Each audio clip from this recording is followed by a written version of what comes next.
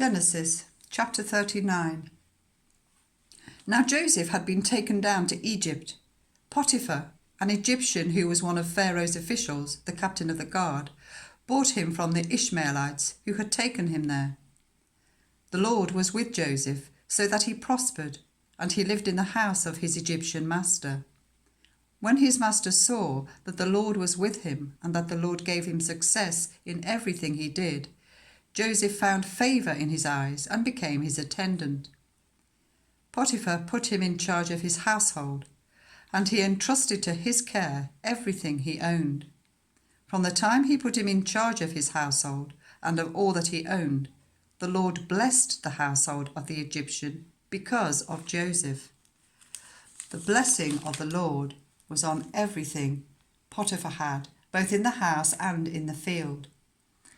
So Potiphar left everything he had in Joseph's care, with Joseph in charge.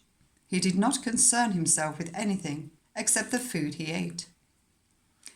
Now Joseph was well built and handsome, and after a while his master's wife took notice of Joseph and said, "Come to bed with me." But he refused. "With me in charge," he told her, "my master does not concern himself with anything in the house.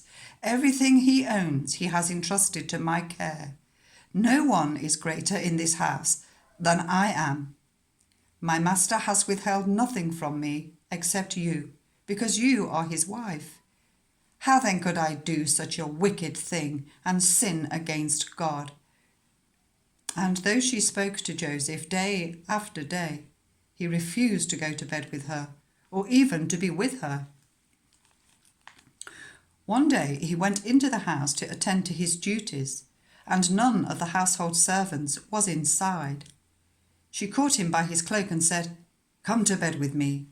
But he left his cloak in her hand and ran out of the house. When she saw that he had left his cloak in her hand and had run out of the house, she called her household servants. "Look," she said to them, "this Hebrew has been brought to us to make sport of us. He came in here to sleep with me, but I screamed. When he heard me scream for help, he left his cloak beside me and ran out of the house." She kept his cloak beside her until his master came home. Then she told him this story.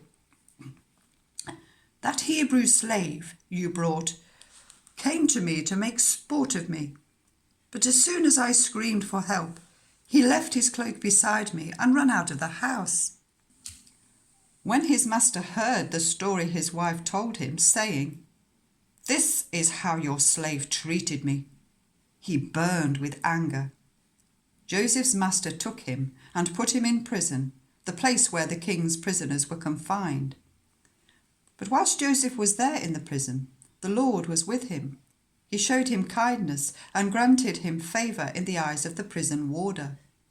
So the warder put Joseph in charge of all those held in the prison, and he was made responsible for all that was done there. The warder paid no attention to anything under Joseph's care, because the Lord was with Joseph and gave him success in whatever he did.